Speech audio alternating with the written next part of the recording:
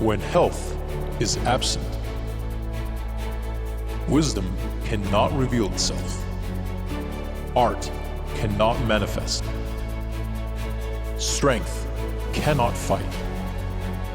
Wealth becomes useless, and intelligence cannot be applied.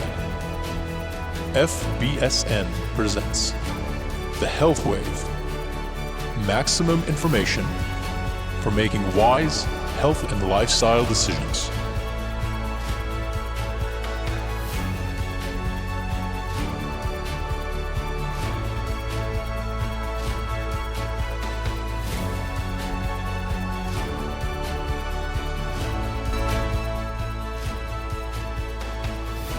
Welcome to the Health Wave. 3 million people are diagnosed with it every year in the United States. 3 million people. Join the army of those who live in a state of total discomfort day in and day out, dealing with chronic pain, dealing with abdominal discomfort, abdominal pain, diarrhea, afraid to eat anything not to make it feel worse, and because of it losing weight. The diagnosis of Crohn's disease doesn't promise a bright, healthy future to anyone today, unfortunately. The exact cause of it is unknown, and there is no cure to it, by medical terms. But what if I told you that this may not be so? What if this condition is possible to reverse? Let me guess. 2 things. You're either laughing at my face right now, or you're dying to know all about it. I think it's time to introduce my special guest, someone who has already become famous, Virginia Harper, a lady, a founder of You Can Heal You.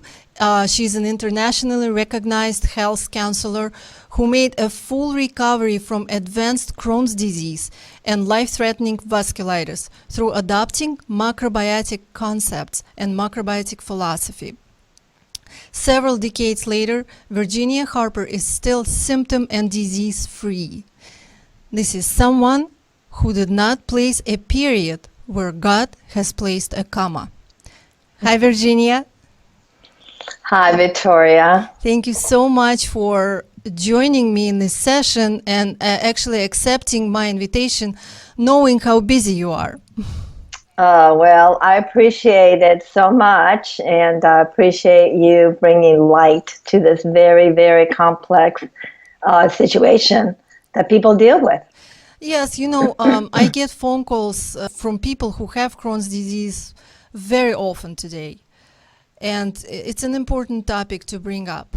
So finally, I brought you to this conversation, and I'm very excited about it. I am too. There's so much that people are not aware of, and the fear increases because these diseases are increasing. You show people how to reverse their digestive conditions, how to improve their health in a 10-day program. In 10 days, you can really show someone how to find the light at the end of the tunnel. Is that correct? That's correct. And it's kind of unbelievable because when you're sick with these diseases, you don't see a light at the end of the tunnel. Yeah. Your life changes so quickly when you're given this diagnosis that supposedly will never heal.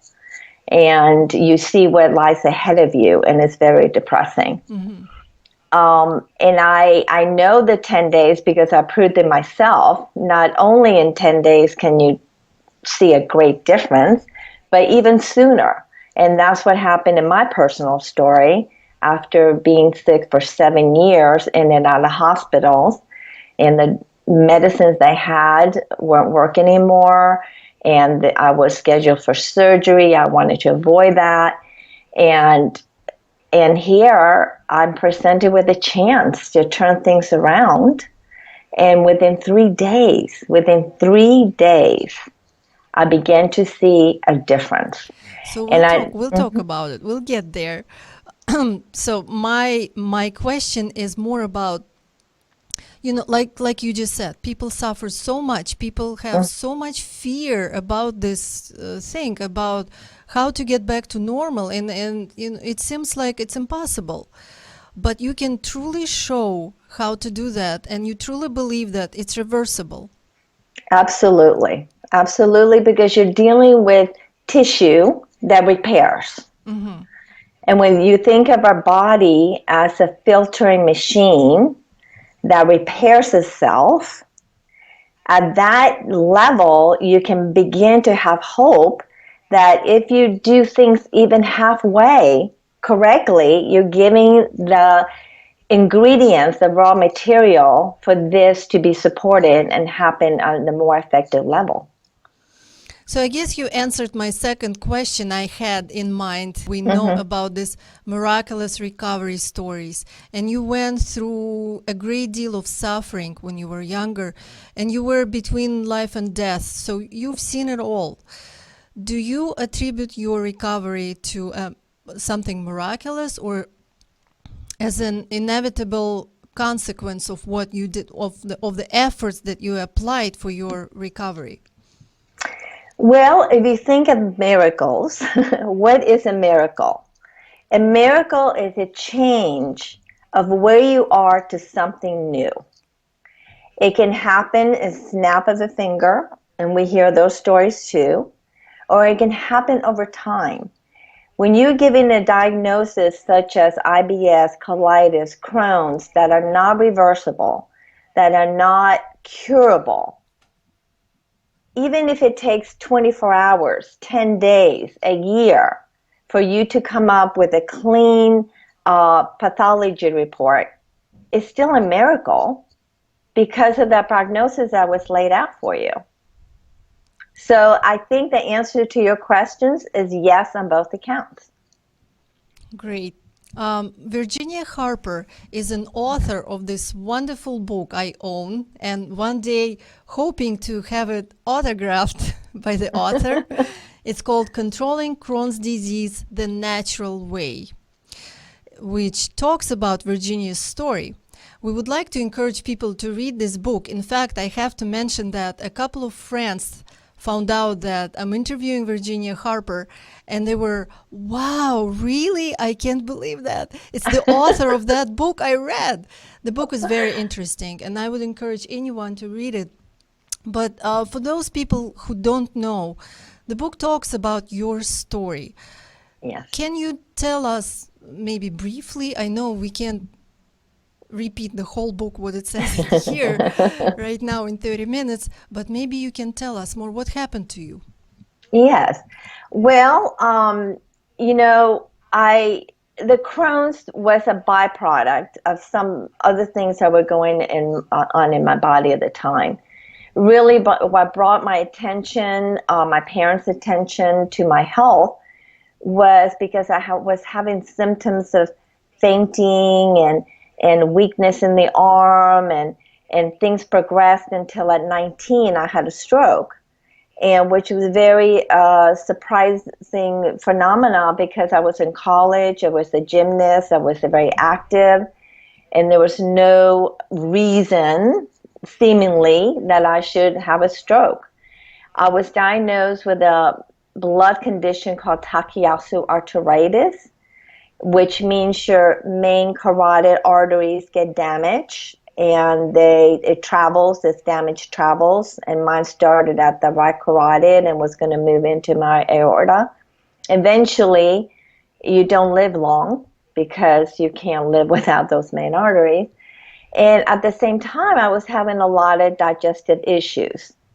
And so the Crohn's kind of came in secondary to the crisis that was going on with my blood. As the Crohn's hit and got bigger and worse, because each flare-up you have with Crohn's, your tissue gets more damaged. It's when the doctor said there's nothing we can do. You have these two very life-threatening autoimmune conditions. They're not curable. You're going to have to stay on anti-inflammatories and the drugs that they gave me at the time, because there's never one drug, You get caught up in the cycle of drugs. And eventually they were making plans to remove the infected part of my intestine and resect it. And, you know, back then we didn't have Google, we didn't have all this at our fingertips. So I was still in college, and I went to the Vanderbilt library to find out my information. And the more I read, the more depressed I got, because in the books and all the information I was getting I was learning more what autoimmunity was. And it was something that I didn't want to prolong anymore, and I had no answers to help me through it. And I think that's the most desperation I felt, because you can deal with things that you have to deal with, but when you don't feel like you have an answer out, or the answers they're giving you are not satisfactory to a well-lived life, it became very depressing. I can imagine. And with Crohn's, you know, it stifles you to even plan out your day. You have to know how you're going to wake up, how your intestines are going to do, how you're going to metabolize your food that day, digest your food. You're always thinking where the bathroom is. And if you do venture out, whether store or a bank or anything of your daily activities, you always have in mind, I need to know where a bathroom is. I think a lot of people can relate to this right now. Yes. People yes. who have this condition. But what Yes. was your first reaction about why this happened to you? Like, you know, they say genetics, virus, or something else. And then Yes. how did it change later about the... Yeah, the reasons. Well, at the beginning, I was dealing with the medical world, and I saw many doctors, and they were each giving me the same answer. This is not going to get better. You're going to have to, you know, live with this and manage it through drugs, surgery. With the stroke, I already had one surgery because they went in and cleaned out dealt with my carotid, my right carotid, they replaced it and all that. So the thought of surgery just really scared me, and I didn't want to keep going through surgeries. And to think I would have to have surgery in my intestines on top of it was not something I wanted. And so the more I asked, the more I would be told it's autoimmune, which is an umbrella for we really don't know why your body's doing this. It could be many reasons. One of the theories was that, you know, it could be a virus that went haywire and started attacking the immune system. Nobody ever related it to stress or food the way I understand now. It was always something outside me that had attacked me. And that's a very vulnerable feeling, to feel like you have no control of what's going on. My family, I grew up in Chile, and my family was always more prone to more natural remedies. And we kept going back to those. And at the time they scheduled my surgery, my first surgery, I put out a call to my family and said, please help me find something. I don't want the surgery.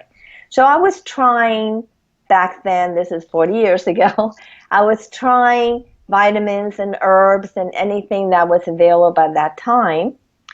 And it was really my dad who came across the macrobiotic concept by someone he had met whose daughter had the same blood condition I did, and she was being managed through this philosophy. Mm-hmm. So when he called me and told me about it, it scared me. Right off, it scared me, because it's like, wow, I've been dealing with the medical so long. How come they don't know about it? Two, it gave me a glimpse of hope, because it made sense that I was going to be dealing with food that was going into my body. Mm-hmm. And that's where a lot of my problems were digestion. And 3, it actually gave me something different to focus on. You know, when you're ill, you go to doctors, you show up, you say what's wrong, and for those 10 minutes you're with them, they kind of outline your life without knowing anything else.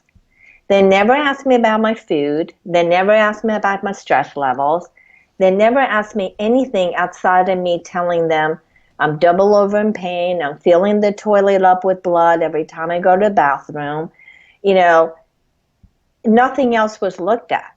And here, in this new way of thinking and looking at my life and food, everything was being looked at. And so from the beginning, I felt like I could do something with it. I didn't know what and how far, but I could do something with it. Well, you made this conscious choice to adopt a macrobiotic diet. Although your doctor was against it, your doctor discouraged you from doing that. Yes. And from your book, it says, after many years of pain, I adopted a macrobiotic diet. I did this against the wishes of my doctor, who at times was adamantly opposed to my choice. My doctor's advice was to eat a standard American diet and continue to take the medications he prescribed. Well, obviously, you made the right choice, the right decision. Yeah. Although the doctor warned you that you should stay away from all the fibrous foods, didn't he? Yes, yes. For 7 years, I have been told by many doctors to stay away from high fiber, bulk, raw foods, and anything that would make my intestines move. And so I was being very careful on how I did that.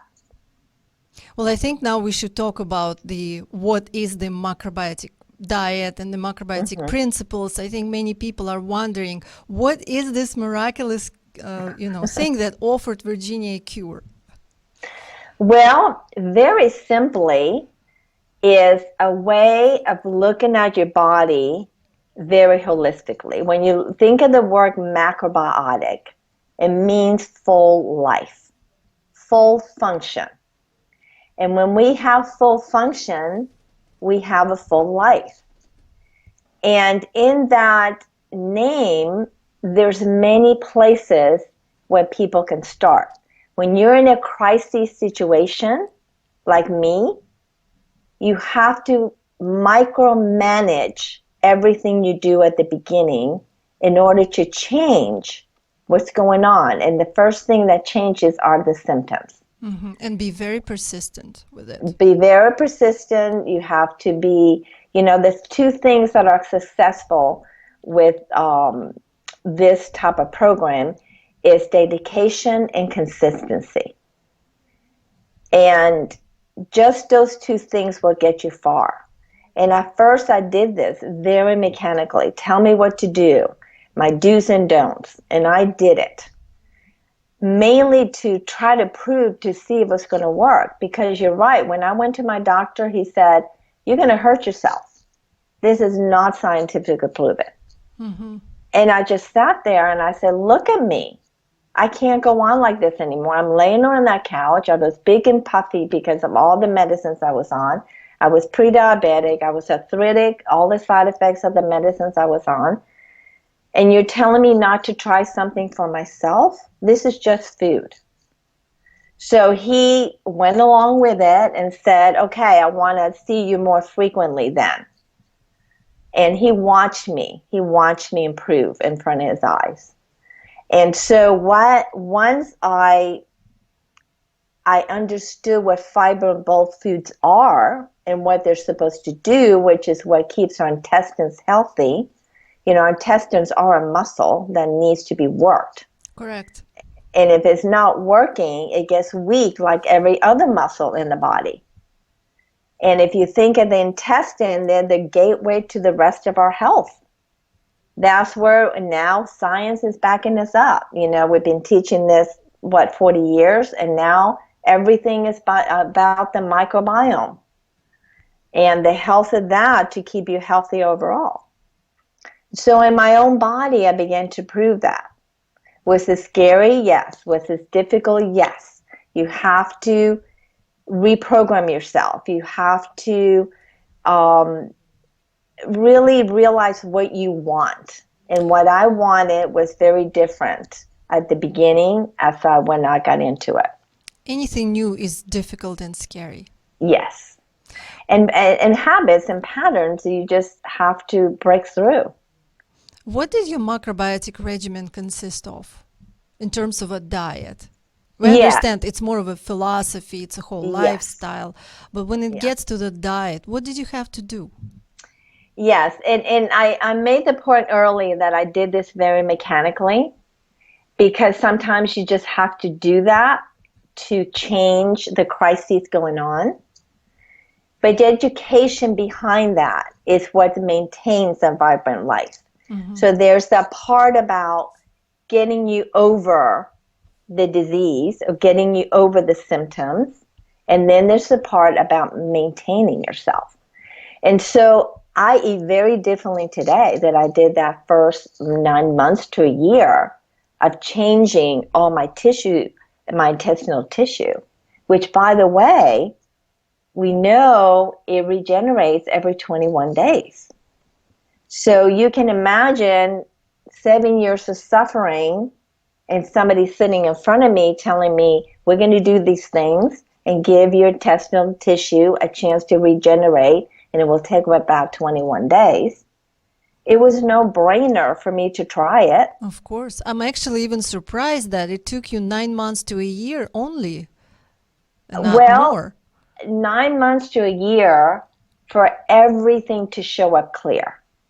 I knew within me after a month or two that I was on the right track, and all my symptoms went away very quickly. Wow. It's very promising.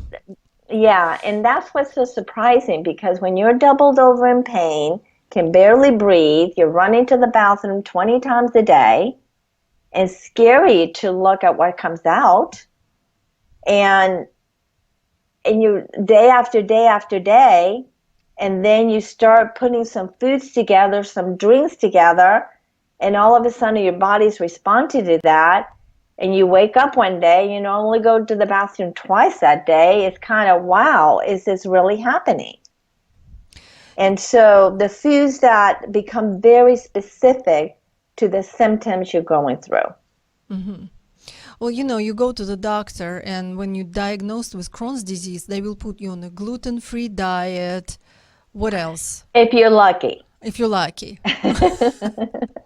If you're lucky to have a doctor that even steps out and says, get on gluten-free, then yes. But usually they don't. They say, just, avoid what hurts you, but eat everything.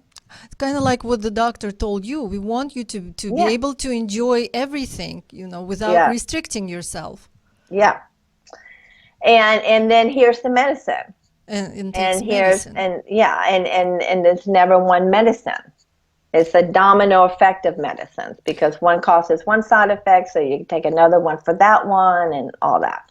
What did you have to stop eating and maybe start eating to make it feel better? Okay, so when I started in my American direction way of medical advice, I was told to eat potato soup, dairy products, everything cooked, nothing roughage, like I said, everything just really noodles and white bread, and it just whatever was going to be gentle to my stomach. As we know today, those things don't carry nourishment. They lack in nutrition. Whenever you eat white things, they're being so highly processed that they have no nutrition. So I had no energy. I may have been fed enough fuel to function somewhat, but I was dragging all the time, and my blood work was showing up very deficient. So then when I start on the macrobiotic concepts of food, I'm looking at nutrient-rich food items. And I emphasize items because I could not, at that point, sit down to a full meal. There's no way.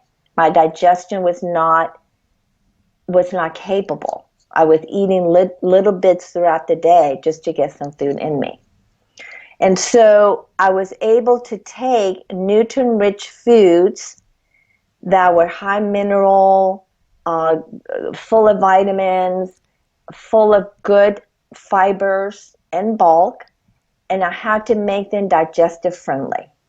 Mm-hmm. And I had to start with small portions. I had to cook them down. I had to mash them up. I had to learn to chew. Chewing is a big part of this, as people who come see me and go through my chewing boot camp. Chewing is a big part of the way we break food down. And so each day I was adding something new for my body to reprogram itself with. And I tell you, as much hope as I also had a lot of fear. But I was desperate to try something new. So even though doctors have told me to be careful with the foods, the vegetables and things like that, I was willing to cook them in a way that would be soft enough, but I wasn't taking the nutrition out of it. And so my energy and my healing began happening pretty quickly. Within 24 hours, my blood was being fed differently. That's amazing. Yeah, it really is when you feel it inside happening. We know that the food is at the basis of everything, and with every day, each person consumes 2 to 5 pounds of food, correct? There is no way it will not impact your health. But also we know that food is not everything. So you must have done something else along the way to help heal, to help heal your condition. Yes, when you're so sick and you're afraid because fear stifles us. I was a gymnast, and now I was laying around and not doing much. And so one of the things I was told to do was to practice breathing outside to get fresh air. I was told to move. And at the time, I would walk up to my mailbox and back, and that was a day's exercise for me. Mm-hmm. And pretty soon, I began to be able to walk around the house. And pretty soon I was able to walk down the street. And so I could see things changing. It gave me more hope for the food I was putting in. And of course, when you start movement and oxygen flowing and new blood that's healthier, you're going to circulate that more effectively through the body. And that's going to perpetuate you wanting to move more. Mm-hmm. and get the blood where it needs to go. Mentally and emotionally, I tell you, it didn't take much for me to see some changes to really increase my hope. I always had hope, but when I began to see some results in my body changing, the hope began to grow and grow. And at first, my miracle I was hoping for and praying for was just to be out of pain, just to stop the bleeding, just to stop the frequent bathroom runs. It's hard to see the big picture right away. It is. Yeah. But pretty soon, through the guidance of my counselor at the time, he started talking to me like, once you're over this, how do you see your life? Well, to that point, I hadn't seen my life past that. Mm-hmm. I was trying to save my life. But it didn't take long, a month at the most, before I saw, wow, I might be able to think that I can cure this and get rid of this. But every time I went to the doctor and I would do my doctor visits, that hope would get shot down until I had to rebuild it back up in me again, because I was constantly being told, don't get your hopes up. This is not curable. You may be feeling well now, but it's not for long. You may be going into remission anyway. It's not for long. And so it would shatter me a little bit. And I would come home and say, okay, I'm thinking too big. But then I would prepare another meal and have another good day. And I just stopped denying it. Took This one was day at a it. time. Yes. And that's all you really can do at that point, because you really have to watch everything. You know, I can relate I know exactly what you're talking about because I went through the same experience with my health issues and getting on the macrobiotic diet and hearing from the doctor that, you know, this may not be the solution, you know, you may regress Right. again. So I'm very familiar with it. But we know that our illnesses are given to us for a reason, right? One Mm-hmm. way of looking at it as this is given to us to learn a lesson. Mm-hmm. What was your lesson that you learned? Well, my first lesson was that I don't really think they're giving to us. I don't think there's somebody out there dispensing diseases. Mm-hmm. I think it's all within our journey of what we create in this life for ourselves in order to learn lessons. You know, so much of this wakes us up. We come into life very asleep in some areas of our lives. And because of the choices we make, we get these consequences. And so we either have the survival spirit, the faith, the hope, the spiritual connection to find answers, or we don't. And this is why when I work with people now, I get a sense of where they are. Mm-hmm. Because that's the lesson that I begin to learn for myself is I'm responsible for how well I want to feel and need to feel. Bingo. So, yes. And as soon as I took that on as self-care and that responsibility and that empowerment, then there's no one to blame. There is no one, no thing, nothing to blame. And I don't even blame myself because this is my journey. Well, And not only you learned your lesson, but you went out and became one of the most recognized macrobiotic counselors, helping thousands and thousands of people to reverse their health condition, to reverse their digestive damage, to retain their colons. So we know about it. So yes, would you talk more about the center you have and the amazing work you do? absolutely. You know, it's once I got to the point of realizing, and it took about 9 months into my program, where one day I was chopping a carrot again, you know, for my meal. And I was sitting there thinking, wow, I'm doing so well. Pretty soon I'm not going to have to do this anymore. Because from the beginning, I took this as medicine. You know, I was able to get off my chemical drugs, but this was my medicine. And as soon as this medicine did its thing, I could go back to my normal life. But I thought never even was able to mature in my mind fully before I went, what am I thinking? This is my life. This is what's giving me life. So why would I even consider going back to my old habits?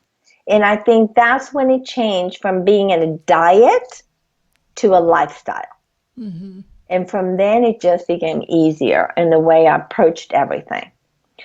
So once I felt that confidence and I got that handle and understanding, okay, I really get this now. I understand my intestines. I understand my health code. Then it became almost a mission, a calling to try to help people who were in pain, who were confused, who were in fear, who were, you know, suffering. And that Crohn's and colitis right now is more prevalent, and you gave those numbers at the beginning, more than they ever have been, and especially in young people. So it did become a mission for me to get the word out.